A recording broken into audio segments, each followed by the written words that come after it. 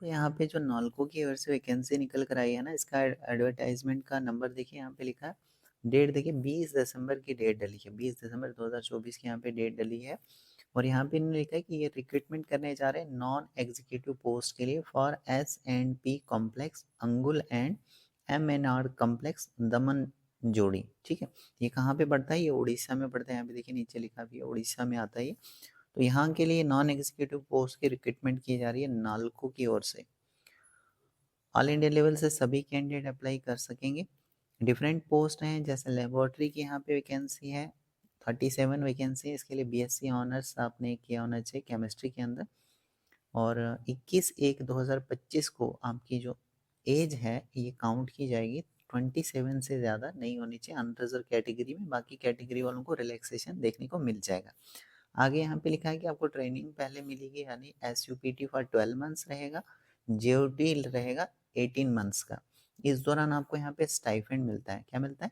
Stipend मिलता है। कितना क्या मिलता है वो भी यहाँ पे मेंशन किया हुआ है इन्होंने। पहले आप यहाँ पर देखिए कितनी क्या पोस्ट हैं। तो लेबोरेटरी की 37 पोस्टें हैं, कैटेगरी वाइज यहाँ पे रखी गई हैं। फिर ऑपरेटर की 226 पोस्टें, ये भी कैटेगरी वाइज रखी है। इसके लिए आपने 10वीं के साथ ITI किया हो, साथ में अप्रेंटिस भी किया हो। फीटर की यहाँ पे वैकेंसी कितनी है? 73 वैकेंसी फीटर की यहाँ पे, ये भी कैटेगरी वाइज है। इसके लिए 10वीं के साथ ITI और अप्रेंटिस की सर्टिफिकेट आपके पास होनी चाहिए। इलेक्ट्रिकल की 63 पोस्ट हैं, कैटेगरी वाइज रखी है। 10वीं के साथ ITI और अप्रेंटिस की वैकेंसी चाहिए, सॉरी अप्रेंटिस की सर्टिफिकेट चाहिए। उसके बाद इंस्ट्रूमेंट मैकेनिक की 48 यहाँ पे पोस्टें हैं, कैटेगरी वाइज हैं। 10वीं के साथ ITI और मैकेनिक ट्रेड की आपकी अप्रेंटिस सर्टिफिकेट होनी चाहिए। जियोलॉजिस्ट की 4 पोस्ट है, इसके लिए BSc जियोलॉजी में आपने किया होना चाहिए। HEMM ऑपरेटर की 9 पोस्ट है, इसके लिए 10वीं के साथ ITI आपने किया हो डीजल मैकेनिक ट्रेड के अंदर। और साथ में दोस्तों यहाँ पे मतलब ITI की हो 10वीं के साथ और अप्रेंटिस की सर्टिफिकेट भी आपकी होनी चाहिए। फिर माइनिंग की यहाँ पे एक पोस्ट है, माइनिंग की एक पोस्ट है, अनरिजर्व के लिए रखी गई है। इसमें माइनिंग का डिप्लोमा आपका होना चाहिए और 28 साल तक अगर आप किए जाती है अप्लाई कर सकेंगे। माइनिंग मेट की यहाँ पे वैकेंसी है, 10वीं के साथ आपने 10वीं के साथ यहाँ पे क्या होना चाहिए? With valid mining met certificate आपकी होनी चाहिए। उसके बाद मोटर मैकेनिक की यहाँ पे 22 वैकेंसी है, कैटेगरी वाइज यहाँ पे देख लेना। 10वीं के साथ ITI रहेगा और साथ में अप्रेंटिस की सर्टिफिकेट आपकी होनी चाहिए।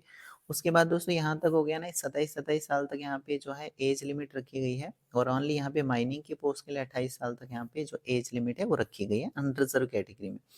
अब नीचे यहाँ से नीचे जो सीरियल नंबर 11 से जो पोस्टें स्टार्ट हो रही है ना, इसके लिए यहाँ पे 35 साल तक एज जो है रखी गई है। तो सबसे पहले देखिए यहाँ पे ड्रेसर कम फर्स्ट एडर की यहाँ पे वैकेंसी है। टोटल 5 पोस्टें हैं और इसके लिए आपने 10वीं किया हो, साथ में 2 इयर्स का रिलेवेंट एक्सपीरियंस होना चाहिए ड्रेसर का। हॉस्पिटल या डिस्पेंसरी में आपने काम किया होना चाहिए, 2 साल का आपके पास एक्सपीरियंस होना चाहिए। साथ में यहाँ पे लिखा है कि candidate must possess valid first aid certificate होनी चाहिए जो इशू की गई हो जॉन एम्बुलेंस के द्वारा। फिर यहाँ पे लेबोरेटरी टेक्नीशियन ग्रेड थर्ड की यहाँ पे वैकेंसी है। देखिए यहाँ पे लेबोरेटरी टेक्नीशियन ग्रेड थर्ड की वैकेंसी है, 2 पोस्टें हैं, कैटेगरी वाइज रखी गई है। एक अनरिजर्व के लिए रखी गई है और एक ST में रखी गई है। इसके लिए 10+2 साइंस में आपने किया हो, साथ में डिप्लोमा किया हो आपने in science with diploma of minimum 2 years duration. तो 2 साल कम से कम उसका ड्यूरेशन होना चाहिए जो आपने 12वीं के बाद यहाँ पे डिप्लोमा किया और लैब टेक्नीशियन का इसका ड्यूरेशन कम से कम 2 साल का हो। साथ में 1 साल का एक्सपीरियंस भी हो किसी हॉस्पिटल, चाहे प्राइवेट हो PSU हो, तो किसी में गवर्नमेंट या फिर प्राइवेट हॉस्पिटल या PSU में आपने काम किया होना चाहिए 1 साल का।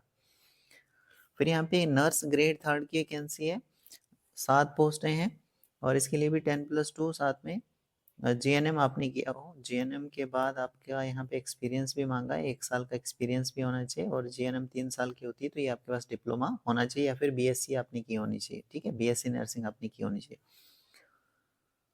उसके बाद दोस्तों यहाँ पे फार्मासिस्ट ग्रेड थर्ड की वैकेंसी है, तो इसके लिए आपने क्या किया होना चाहिए?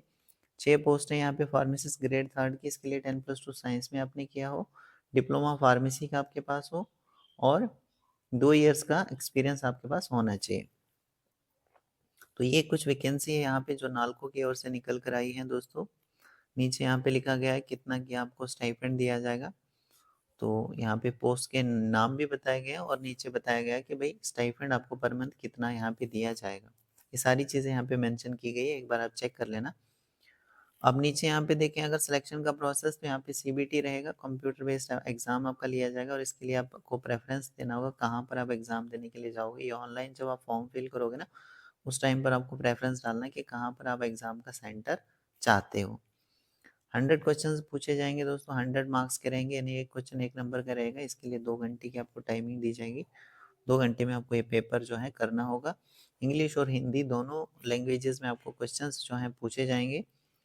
और यहाँ पे नीचे बताया गया कि 1 से लेकर 10 सीरियल नंबर में जो पोस्ट हैं, इसके लिए ओनली सीबीटी आपका रहेगा, कंप्यूटर बेस्ड एग्जाम आपका रहेगा। लेकिन जो 11 से 14 में पोस्ट है ना, सीरियल नंबर 11 से 14 तक जो पोस्ट हैं आपने देखी होगी अभी, तो इन पोस्टों के लिए आपका सीबीटी भी रहेगा और ट्रेड टेस्ट भी यहाँ पे होने वाला है। ठीक है। और यहाँ पे एक और चीज़ मैं बता देता हूँ आपको कि 100 क्वेश्चंस जो पूछे जाएंगे, इसका यहाँ पे जो है मतलब कहाँ कहाँ से पूछे जाएंगे, तो जो टेक्निकल आपका होगा यहाँ से 60% का पूछा जाएगा और जो जनरल अवेयरनेस होगा यहाँ से 40% का आपको पूछा जाएगा एग्जाम में। आई होप यहाँ तक आपको क्लियर हो रहा होगा। उसके बाद यहाँ पे फीस की बात करें तो फीस यहाँ पे देखिए, general OBC NCL EWS candidates के लिए 100 रुपीज़ की फीस है, जो आपको डेबिट कार्ड, क्रेडिट कार्ड या फिर नेट बैंकिंग के थ्रू पे करनी होगी फीस। बाकी जो SC ST PWD ex serviceman, land hosted, internal candidates जो भी यहाँ पे रहेंगे, इनको यहाँ पे किसी भी तरह की फीस पे करने की ज़रूरत नहीं है। कैसे यहाँ पे फॉर्म फिल करना है, तो यहाँ पे फॉर्म फिल करना पड़ेगा आपको नालको की वेबसाइट के ऊपर जाकर, जो कि है